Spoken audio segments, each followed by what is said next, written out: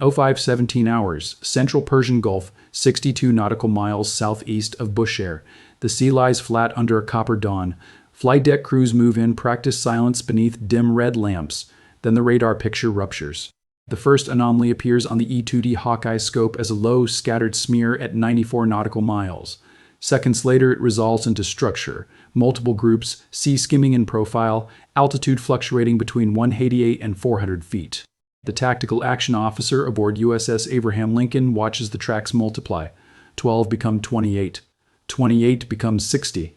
Iranian UAVs, fast enough to compress reaction time, numerous enough to saturate defenses. The carrier strike group shifts from routine transit to immediate battle posture. No alarms are wasted. No one raises a voice. Commands move in clip bursts across secure circuits. Weapons free inside the outer engagement envelope. Defensive doctrine is now measured in seconds. At 05,018 hours, the Hawkeye crew pushes a full track file to the strike group network. The picture clarifies with unnerving precision. 4 waves, 15 drones in each. Staggered ingress. Bearing 021 relative. Average speed 185 knots. The profile suggests a mixed package delta wing loitering munitions and jet-assisted one-way attack UAVs intended to overwhelm layer defenses through sheer mass.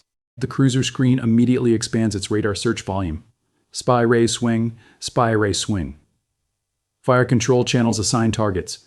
In Combat Direction Center, the Air Defense Commander does the math once and never again.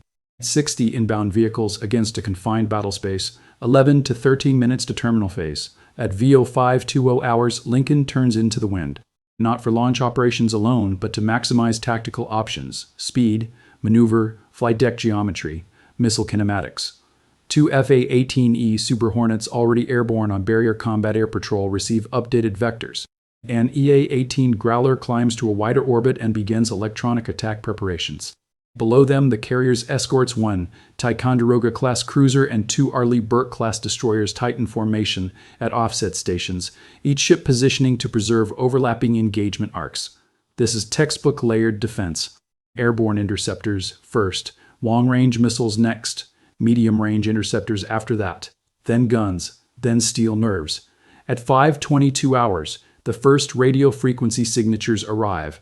The Growler's electronic support suite identifies multiple Iranian data link patterns consistent with pre-programmed route correction and terminal seeker activation.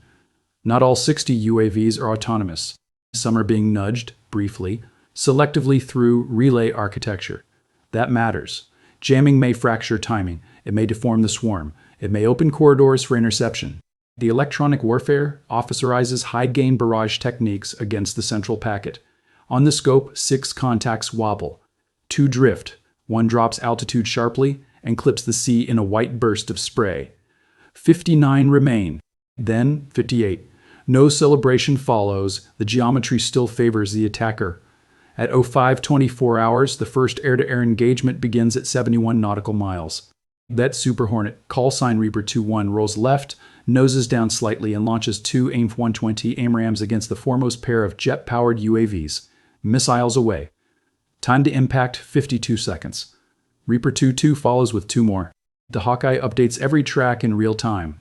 4 white streaks rise across the dawn and vanish into thinning cloud. 49 seconds later, 2 bright punctures flare on the horizon. 1 drone disintegrates completely. Another breaks into 3 burning sections and tumbles into the Gulf. 2 more survive the volley by diving low and masking against sea clutter. 56 remain. At C5:26 hours, the second salvo goes out. The Super Hornets switch targets and fire again, this time inside 58 nautical miles. 4 AMRAAMs, 3 kills. 1 miss caused by an abrupt jink and delayed fuse trigger. The Growler intensifies jamming against the 3rd wave. Telemetry becomes erratic. 5 drones scatter from formation discipline. They are still lethal, but less synchronized. The Air Defense Commander wants asymmetry, anything that breaks simultaneous arrival. Simultaneous arrival kills ships. Broken timing saves them. At 5:28 hours, Lincoln's escorts enter the fight. The cruiser's vertical launch cells erupt in sequence, SM-2 Block 3 interceptors climbing hard into the brightening sky. A destroyer to port follows with another 4. A second destroyer allocates evolved Sea Sparrow missiles for the denser cluster approaching lower and faster. The battle space transforms instantly. Data links, braid missile guidance, radar illumination, and target assignment into one integrated defensive web. Every operator is inside a machine built for this exact nightmare. Impact in 34 seconds. Direct hit. Impact in 28 seconds. Splash. A drone vaporizes at 41 nautical miles. Another disappears in a blossom of orange fragments. Two more are shredded by proximity bursts that hurl carbon fiber wings into the sea. One damaged UAV keeps flying on fire, descending, still inbound. That is the characteristic that makes saturation attacks so dangerous. Partial kills do not always count as kills. The destroyer captain orders a follow-up shot. An ESSM leaves the rail and finishes the contact at 27 nautical miles. 50 remain. At 0531 hours, the Iranian swarm changes behavior. The surviving drones split into north and south hooks, a classic attempt to force fire control dilution and expose a seam between radar sectors. It is competent. It is nearly effective. Lincoln answers with maneuver. The carrier heels into a turn while escorts shift to preserve overlapping fields of fire. Helm corrections are small. Their consequences are enormous. A few degrees of bearing can determine whether a missile battery sees clean sky or a friendly superstructure. At 05,033 hours, the first close support helicopter launches. An MH-60R Seahawk lifts from the deck with armed crew and surface search radar active. Its task is not heroics. It is gap management.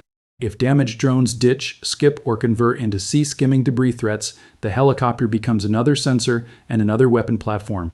The crew also watches for secondary threats, Iranian fast boats, decoys, or submarine periscope signatures exploiting the chaos. The Persian Gulf punishes tunnel vision. At 0534 hours, the third missile exchange begins at 22 nautical miles. Another volley of ESSMs. 6 launches, 4 instant kills, 1 near miss. 1 leaker. The leaker races onward at 210 knots, altitude 160 feet, heading almost directly for Lincoln's starboard bow. On the carrier, Phalanx CI West mounts uncage and begin automated track. Sailors on the weather decks are already under cover. The loudspeakers do not dramatize, they instruct. Damage control lockers report readiness. Medical teams move stretchers into triage points. Every compartment in the carrier's island seems to hum with restrained violence. At 0536 hours, range drops below 10 nautical miles. This is terminal defense, the last clean layer before metal meets metal. CRAM launches from the forward mount of an Escort. 2 missiles, 1 target. Kill confirmed at 8.4 nautical miles. Simultaneously, another drone bursts through the jamming haze and angles toward the cruiser. Phalanx opens fire 3,000 rounds per minute. Tungsten and flame, a circular saw made of radar. The drone shatters into incandescent fragments. Debris rains across black water and skips once, twice, then sinks. 41 UAVs have been destroyed or forced down. 19 still close. At 0538 hours, the sky over the formation becomes a layered grid of tracer fire, missile plumes, and falling wreckage. Radar operators call out track numbers faster than human memory can retain them. Weapons control responds by doctrine and repetition. Assign. Shoot. Reassign. Shoot. Reassess. Re-engage. 1 drone is killed at 6 miles. Another at 4.7. Another survives an intercept, loses a wingtip, and corkscrews into the sea 3.1 miles off Lincoln's port quarter. The remaining group compresses dangerously. Terminal seekers activate. Signatures sharpen. Some drones are now aiming not at the carrier's hull, but at its island, antenna farms, flight control windows, exposed command nodes. At 0540 hours, the final minute begins. The sky erupts. 12 impacts. Simultaneous detonations. Not on Lincoln. In front of it, around it, across the defensive ring. Phalanx screams from 2 ships at once. ESSMs leap vertically and roll into hard intercepts. 1 Super Hornet, nearly out of ideal firing geometry, dives low and looses an AIM-9X at a drone already inside 3 nautical miles. Direct hit. Wreckage flashes past the carrier's wake. Then 2 leakers break through. The first ascends to 90 feet and streaks down the starboard side of the formation. A destroyer catches it with concentrated 5-inch fragmentation fire set for airburst. The round detonates slightly late. The drone survives another 3 seconds, long enough to cross the destroyer's bow. Then Phalanx finishes it at 1,100 yards. The blast wave showers the ship with composite debris. 2 sailors are knocked down. Neither leaves the fight. The second leaker is worse. It comes in from low astern, masked by smoke and clutter from 3 previous kills. The tactical display sees it late. Very late. Lincoln's aft phalanx mount rotates with brutal speed and opens fire at 1,800 yards. The burst tears into the drone, but not before it fragments. The warhead detonates short off the carrier's port quarter, perhaps 200 yards out. The explosion hammers the hull with shrapnel and overpressure. Antennas whip. A deck-edge workstation is shredded. One refueling station on the flight deck takes fragment damage and ignites in a brief sheet of flame. Damage, not disaster. Fire crews are moving before the alarm cycle completes. Purple K dry chemical. AFFF foam. Hoses snaking over non-skid deck. The flame is contained in 43 seconds and fully out in 2 minutes, 11 seconds. 1 sailor suffers severe shrapnel wounds. 3 others take minor burns and concussion injuries. The island remains intact. Flight operations pause, then resume in limited defensive mode. At 05:42 hours, the last concentrated wave reaches gun range. The escorts engage with everything still bearing. ESSMs where firing arcs permit. CRAM where angles are clean. Phalanx everywhere else. The result is apocalyptic. The air fills with burning engine sections, shattered wings, and descending sparks that hiss into the sea. 7 drones die within 90 seconds. 4 are obliterated inside a mile. 1 explodes so close to the waterline of the cruiser that the concussion dents plating and blows spray over the bridge windows. Another is vaporized directly above the wake of the carrier, fragments clattering across the stern like metallic hail. At 05:44 hours, it ends as suddenly as it began. The final UAV, damaged and wandering, attempts a terminal dive toward Lincoln's aft elevator. A Seahawk crew spots it first. The helicopter banks hard. Door gun tracers climb. The rounds are not decisive, but they shift the drone's axis. That is enough. An escort's phalanx acquires and annihilates it 0.6 nautical miles from the carrier. The sea below flashes white, then black again. 11 minutes after initial contact, 60 Iranian UAVs have entered the strike group's battle space. 58 are confirmed destroyed. 1 is electronically diverted into the sea. 1 detonates short, causing limited fragmentation damage to USS Abraham Lincoln. No drone strikes the carrier directly. No escort is mission killed. The Persian Gulf, for 27 violent minutes, has become a furnace of guided steel. At 05:48 hours, silence returns in pieces. First, the missile channels go quiet, then the guns. Then the shouted reports collapse back into measured status updates. Fire parties sweep the flight deck for secondary ignition points and unexploded fragments. Ordnance teams inspect scarred plating and twisted metal near the damaged refueling station. Medical personnel stabilize 4 wounded sailors. 1 is evacuated internally for surgery. The remaining 3 stay under observation. On the destroyer that absorbed the closest leaker, 2 sailors are treated for blunt force trauma and returned to duty. 29 minutes after the first radar anomaly, the strike group is still moving at combat speed. Flight deck crews clear debris. Engineers confirm no propulsion impairment.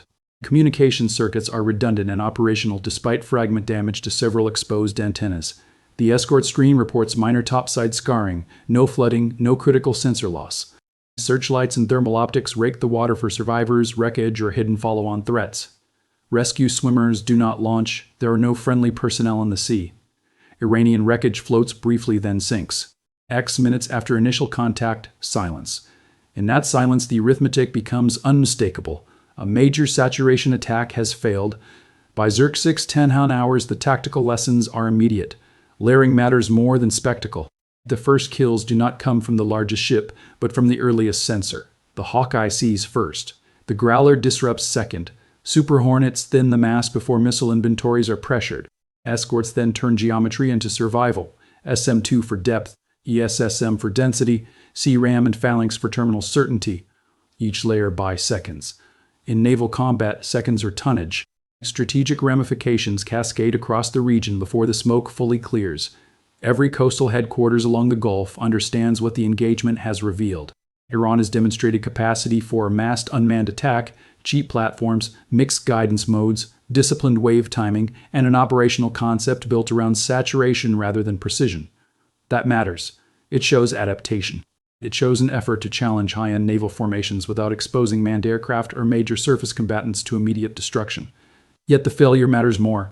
A dense swarm, properly sequenced, still cannot guarantee penetration against a fully networked carrier strike group operating with warning time and disciplined fire control. Regional navies study the sequence with professional intensity.